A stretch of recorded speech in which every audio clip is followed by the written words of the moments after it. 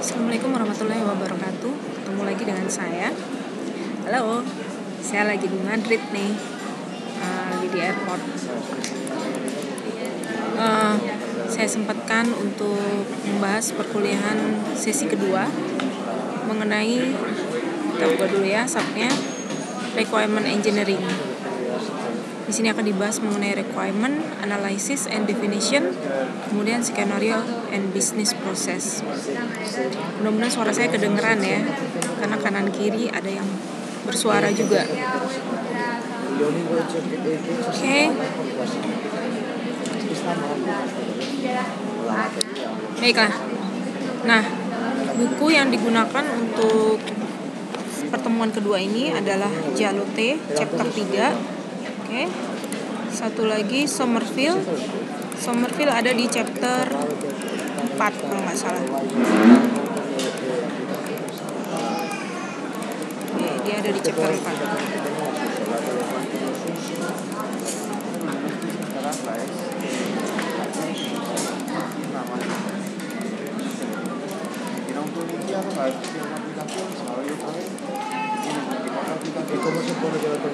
Oke, jadi di Somerville adanya di chapter 4 requirement engineering, sedangkan Jalote adanya di chapter 3 mengenai software requirement analysis and specification.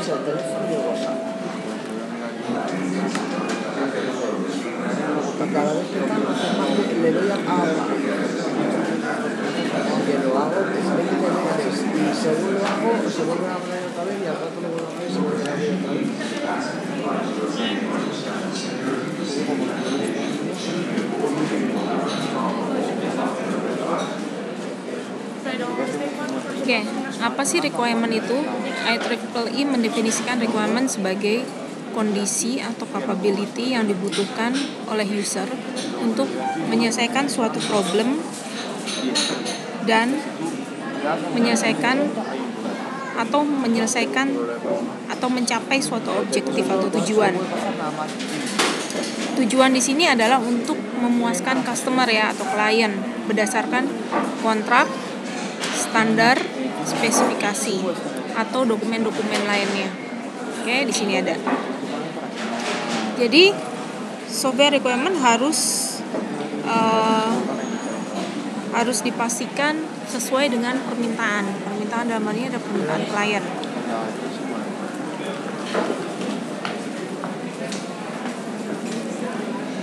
Oke, saya lanjutkan.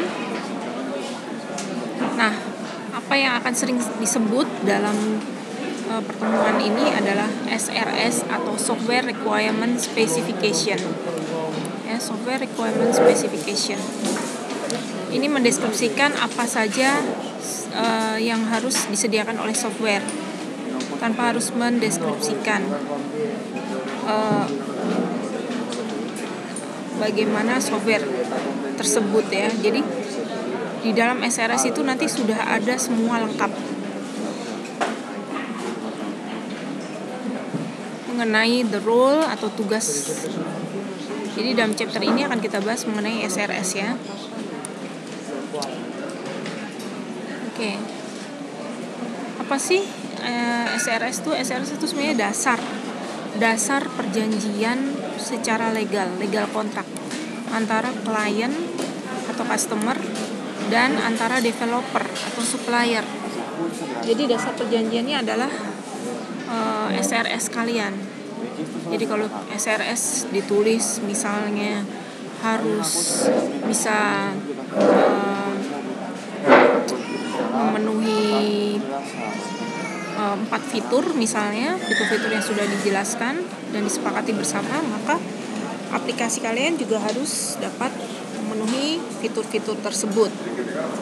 Ya, contoh lain misalnya aplikasi tersebut harus berjalan pada platform yang telah disepakati, menggunakan teknologi-teknologi yang telah disepakati, maka aplikasi tersebut juga harus diimplementasikan dengan platform dan teknologi yang telah disepakati bersama antara klien atau customer dan antara developer atau supplier.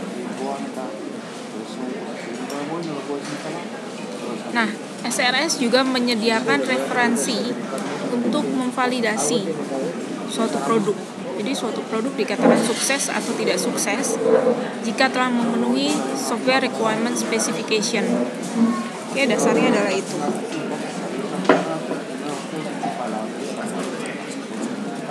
Jadi kita bisa katakan bahwa high quality SRS adalah persyaratan utama untuk menghasilkan high quality software. Oke.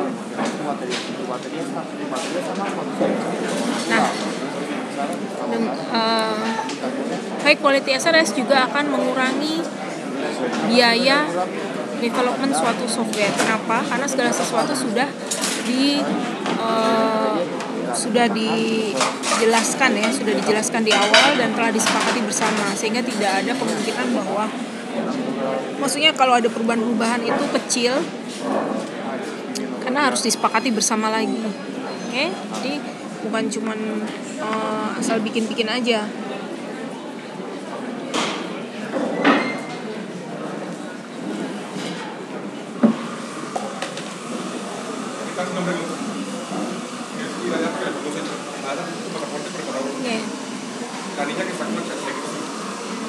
Nah, ini adalah gambar requirement process. Tadi sudah disebutkan bahwa Anda harus memahami kebutuhan klien atau user.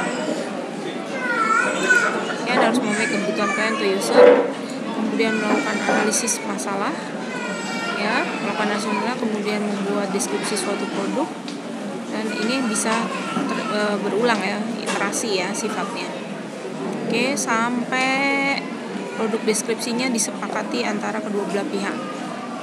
Baru dilakukan validasi dan validated SRS, di validasi akhir. Jika di validasi ini masih terdapat tidak sepakat antara kedua belah pihak, maka bisa kembali lagi ke product description atau bahkan kembali lagi ke problem analisis dan seterusnya. Oke.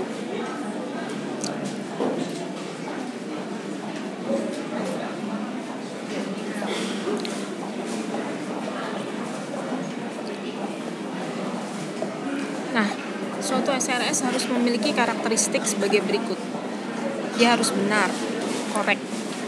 Dia harus komplit, lengkap. Dia harus unambiguous. Unambiguous itu maksudnya tidak bias ya. Jadi memiliki pengertian yang jelas antara kedua belah pihak, tidak multi tafsir ya. Jadi jangan sampai ada yang misalnya begini.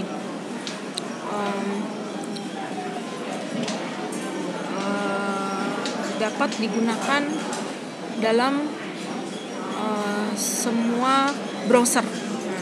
Itu ambigu. Kenapa?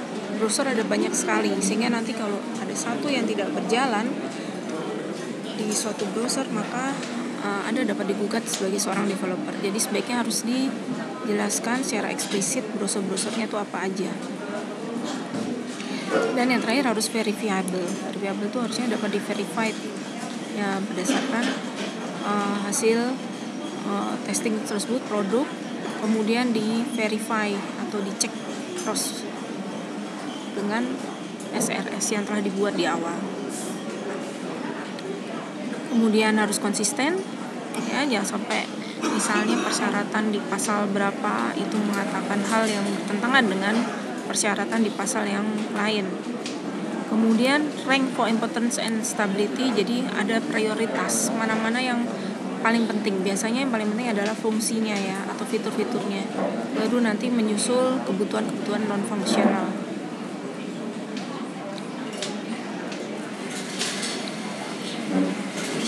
Oke. Sini ada penjelasannya, kalian bisa baca lagi, tapi secara umum tadi sudah saya jelaskan. Nah, apa saja sih komponen dalam SRS? Yang pertama, ini yang basic, yang paling dasar, adanya functionality, adanya performa. Performa ini biasanya merupakan termasuk persyaratan non-functional. Kemudian ada design constraint, ya, desain terkait dengan implementasi, dan ada external interfaces. Jadi paling minimal SRS kalian harus mencakup keempat hal ini. Oke, apa saja yang harus ada di functional requirement? Ini adalah fitur-fitur atau perilaku yang diharapkan dari suatu sistem ya. Jadi kamu harus jelas ada input dan ada output. Oke. Kemudian bagaimana output dihasilkan oleh input atau prosesnya itu juga harus dijelaskan. Jadi parameternya apa, operasinya apa, kalau ada persamaan-persamaan itu juga harus dijelaskan dan seterusnya. Kalau ada rumus gitu ya, itu juga harus dijelaskan.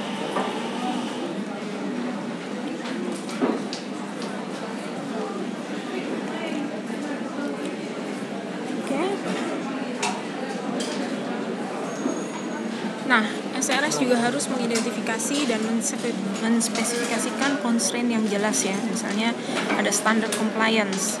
Standard compliance itu ya standar-standarnya harus memenuhi, misalnya memenuhi aturan suatu perusahaan ya.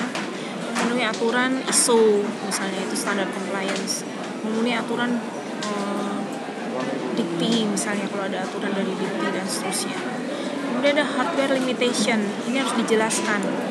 Tidak dapat beroperasi pada beberapa hardware ya, karena tidak mungkin semuanya bisa beroperasi. Contohnya Apple aja ya, misalnya Apple hanya dapat beroperasi pada pada sistem operasi tertentu.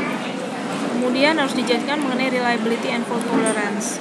Jadi apa saja yang menyebabkan kesalahan-kesalahan terjadi ya. Kalau terjadi kesalahan, bagaimana recovery-nya dilakukan. Oke, kalau terjadi crash, bagaimana toleransi bisa dilakukan dan seterusnya. Kemudian yang terakhir security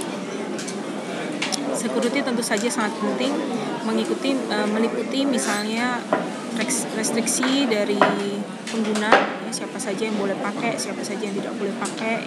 Kemudian kontrol akses to data, nggak semua data bisa dibuka oleh user. Kemudian masalah password ya, dan teknik kriptografi. Kemudian maintain log activities di dalam sistem dan seterusnya. Oke, jadi banyak sekali yang harus dijelaskan juga di dalam SRS, tapi minimum 4 hal. Ini adalah struktur berdasarkan IEEE standar.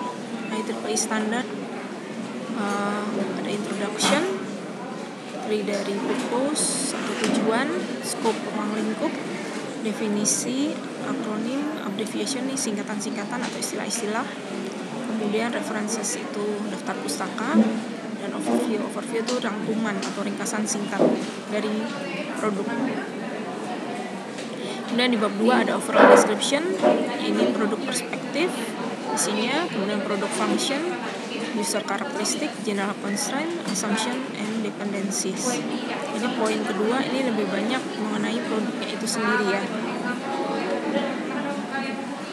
Yang ketiga, specific requirement yang dibutuhkan. Yang keempat, detail requirement. Oke, masuk interface di dalamnya.